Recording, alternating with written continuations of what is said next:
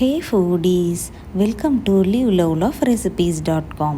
இன்றைக்கி நம்ம சேனலில் நம்ம பார்க்க போகிற ரெசிபி வீடியோ என்னன்னு பார்த்தீங்கன்னா தயிர் வடை, தஹி வடா.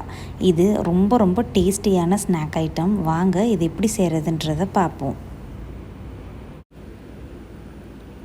150 கிராம் உளுந்தம்பருப்பை 3 மணி நேரத்துக்கு முன்னாடியே ஊற வச்சு ஒரு தடவை அலசி கழுவிட்டு அதுக்கப்புறமா இந்த மாதிரி கிரைண்டரில் அதை ஆட் பண்ணிக்கோங்க.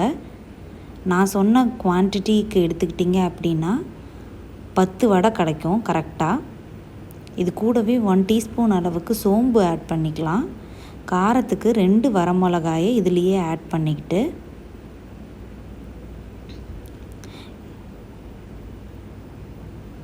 இப்போது இதை நம்ம அரைச்சி எடுத்துக்க போகிறோம்.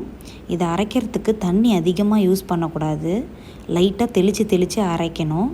தண்ணி அதிகமாக யூஸ் பண்ணிட்டோம் அப்படின்னா வடையை போடும்போதே நிறைய எண்ணெய் குடிக்க ஆரம்பிச்சிரும். ஸோ தண்ணி தெளித்து மட்டும் இதை நல்லா ஒரு ஸ்மூத்தான பேட்டர் கன்சிஸ்டன்சிக்கு மாவு அரைச்சி எடுத்துக்கோங்க.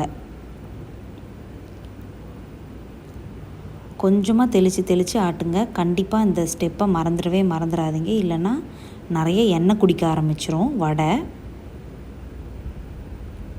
பார்த்திங்களா, இந்த மாதிரி லைட்டாக தெளிச்சுக்கோங்க.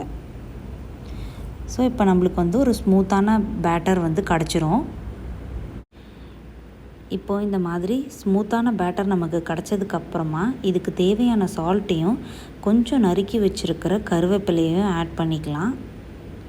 இப்போ ஆட் பண்ணிவிட்டு இது எல்லாத்தையும் ஒரு தடவை நல்லா கலந்து விட்டுருங்க. நல்லா ஃப்ளஃபியாக கைவிடாமல் கலக்கணும். அப்போ தான் மாவு நல்லா ஃப்ளஃபியாக ஆகும். கைவிடாமல் அடித்து இந்த மாதிரி கலக்கி வச்சுக்கோங்க ரெடி பண்ணி. இப்போ இந்த மாதிரி நல்லா கலக்கினதுக்கு அப்புறமா நம்ம வடை செய்ய ஆரம்பிச்சிடலாம். இப்போது ஒரு வாணலில் இந்த வடையை பொரிக்கிறதுக்கு தேவையான அளவுக்கு எண்ணெயை காய வச்சுருக்கேன். எண்ணெய் ஒரு வாட்டி காஞ்சிருச்சான்னு பார்க்குறதுக்கு சும்மா டெஸ்ட்டுக்காக சின்னதாக ஒரு பீஸ் போட்டு பார்க்குறேன். போட்ட உடனே மேலே எலும்பி வந்தது அப்படின்னா நம்மளோட ஆயில் ரெடியாக இருக்குதுன்னு அர்த்தம். இப்போது நம்ம வடையை பொரிக்க ஸ்டார்ட் பண்ணிடலாம். நிறைய ஒரே சமயத்தில் வடை மாவை நிறைய வடையை தட்டி இதில் ஆட் பண்ணிடாதீங்க. பேட்ச் பை பேட்சாக போட்டு பொரிச்சு எடுக்கிறது தான் பெட்டர். இல்லைன்னா ஒன்றோட ஒன்று ஒட்டிக்கும், நல்லா வராது.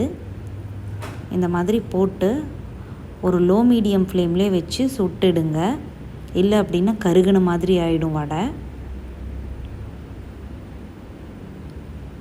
இது கொஞ்சம் நேரத்துக்கு அப்புறம் இந்த மாதிரி திருப்பி போடுங்க. 2 பக்கமும் ஈவன் கலரில் சூப்பராக ப்ரௌன் கலரில் ஆனதுக்கப்புறமா வடையை எடுத்துடலாம்.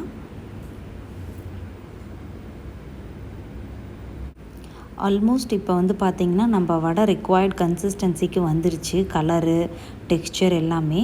இப்போது இதை எடுத்து வடிகட்டி ஒரு பிளேட்டில் போட்டுருங்க. அது கொஞ்சம் ஆறுனதுக்கப்புறமா இந்த மாதிரி ஒரு பாத்திரத்தில் தண்ணியை ஃபில் பண்ணிக்கோங்க. அதில் நம்ம தயிர் வடை செய்கிறதுக்கு தேவையான அளவுக்கு இருக்கிற வடையை மட்டும் அதில் ஆட் பண்ணிக்கோங்க. ஒரு 5 மினிட்ஸ் அப்படியே தண்ணியில் ஊற வச்சு இந்த மாதிரி புழிஞ்சு எடுத்துக்கோங்க. அப்போ தான் தயிர் நல்லா இதில் ஊறும். இந்த மாதிரி பண்ணுறதுனால சாப்பிட்றதுக்கு ரொம்ப டேஸ்ட்டாக இருக்கும். எக்ஸஸ் ஆயிலெலாம் இப்போ பார்த்திங்கன்னா தண்ணியிலே வந்துருச்சு. உங்களுக்கு நல்லா தெரியும் இந்த கிளாஸி ஃபினிஷ் தண்ணியில் இருக்கிறது. இந்த மாதிரி எல்லாத்தையுமே வடித்து எடுத்துக்கோங்க. இப்போது அந்த வாட்டரை டிஸ்கார்ட் பண்ணிடலாம். நம்ம இப்போது தயிர் வடைக்கு என்னென்ன பண்ணுறதுன்றதை பார்ப்போம். இப்போ ஒரு பவுலில் நம்ம ரெடி பண்ணி வச்சுருக்கிற வடையை ஆட் பண்ணிக்கலாம். இந்த மாதிரி தயிரை நான் ஒரு 1/2 கப் தயிரை கொஞ்சமாக தண்ணி ஊற்றி இந்த மாதிரி மாவு கன்சிஸ்டன்சிக்கு வச்சுருக்கேன், உப்பு கலந்து. அதையும் இந்த தயிர் வடையில் ஆட் பண்ணிக்கலாம். இப்போது இதுலேயே நான் ஏற்கனவே sweet chutney and green chutney எப்படி ப்ரிப்பேர் பண்ணுறதுன்றத வீடியோவை அப்லோட் பண்ணியிருக்கேன், அதை பார்த்துக்கோங்க. இப்போது அந்த ஸ்வீட் சட்னி ஃபியூ ட்ராப்ஸ் இதில் ஆட் பண்ணிக்கோங்க. அதுக்கப்புறமா க்ரீன் சட்னி ஃபியூ ட்ராப்ஸ் இதில் ஆட் பண்ணிக்கோங்க. இது தயிர் வடையோட டேஸ்ட்டை அடுத்த லெவலுக்கு கொண்டு போகும். அவ்வளோ டேஸ்டியாக இருக்கும் சாப்பிடும்போது. ஸோ கண்டிப்பாக இந்த ஸ்வீட் சட்னியும் க்ரீன் சட்னியும் மிஸ் பண்ணிடாதீங்க.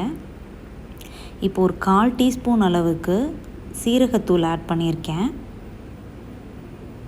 இது கூடவே ஒரு 1/4 டீஸ்பூன் அளவுக்கு மட்டும் Kashmiri red chilli powder add பண்ணியிருக்கேன்.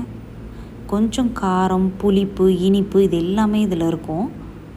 இப்போ கொஞ்சமாக நறுக்கின கொத்தமல்லி இலையும் ஆட் பண்ணிவிட்டு ஆலு பூஜியா சேவ் இருக்கு இல்லையா, அந்த ஆலு பூஜியா சேவையும் இதுலேயே ஆட் பண்ணி இந்த மாதிரி ரெடி பண்ணிட்டீங்க அப்படின்னா நம்ம தஹி வடா இஸ் ரெடி. கண்டிப்பாக இதை நீங்கள் ட்ரை பண்ணி பார்த்துட்டு எப்படி வந்திருக்குன்றத காமெண்ட்ஸில் சொல்லுங்கள். இந்த ரெசிபி உங்களுக்கு பிடிச்சிருந்ததுன்னா லைக் பண்ணுங்கள், உங்கள் ஃப்ரெண்ட்ஸ் அண்ட் ரிலேட்டிவ்ஸ் கூட ஷேர் பண்ணுங்கள், அண்ட் மறக்காமல் நம்ம சேனலையும் சப்ஸ்கிரைப் பண்ணுங்கள். தேங்க்ஸ் ஃபார் வாட்சிங்.